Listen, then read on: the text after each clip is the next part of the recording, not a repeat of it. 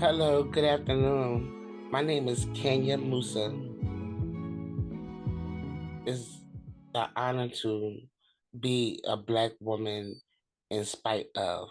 And what I mean in spite of is in spite of all the battles that we have to choose to keep living each day, in spite of waking up each day living with HIV, in spite of the choices I have to make in life regarding driving, living with HIV after 50, because I just turned 51 July 16th. And it's been a journey. I had slip and fell, and it was just a reminder of how I thrive each day to heal myself. And healing is a place of joy and resistance for me. Healing in a space of just not physical pain, but emotional pain. But each day I wake up, I hear terrible news about the present administration trying to take away Medicaid funds and our HIV funding and Ryan White funding and our housing, our state, and me driving, living as a urban woman, living in urban settings. It disturbs me the most. Having to wake up each day knowing that I may not be able to take my medication and live every day. And it frustrates me each day. And so I thrive each day to say, hey, I won't be a problem, I will be a solution. I maintain by attending with family. Family is a very deep space for me. Knowing I asked God when I received HIV, what's going to make me thrive each day? What's going to make me get up and want to fight? That's the word, fight. How am I going to survive and what I'm going to do?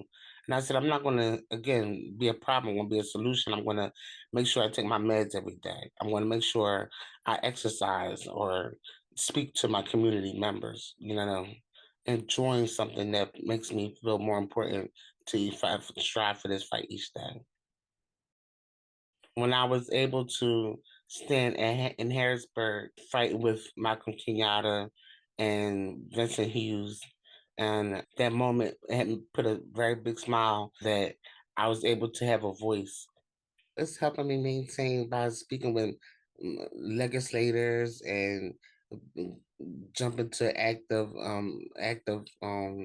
action when it comes to fighting for Medicaid cuts and speaking about harm reduction in our present mayor, Mayor Sherelle Parker, who's trying to take away harm reduction.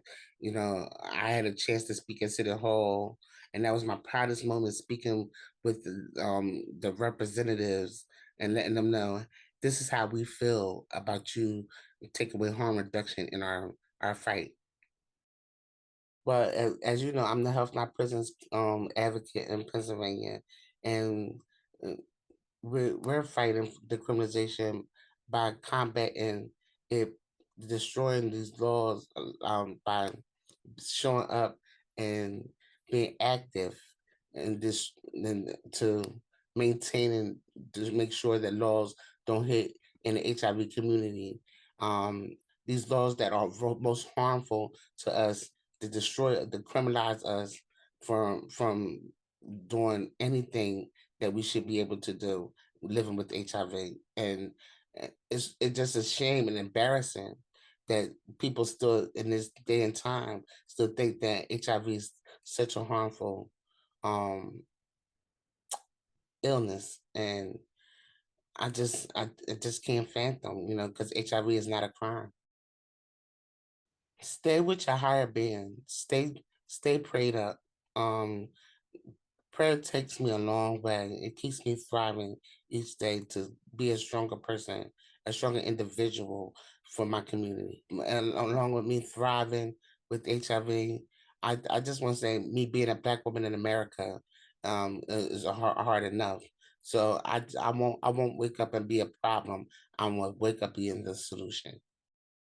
I feel most joyful when I'm getting my feet then it takes a good leap off my feet because I had trouble walking before, and I understand the value of having legs.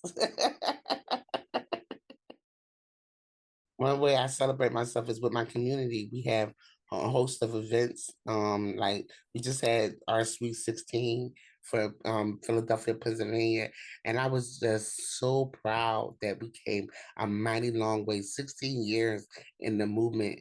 And I've been in it for 5 years, fairly, but 16 years with an organization that fights for people living with HIV is marvelous.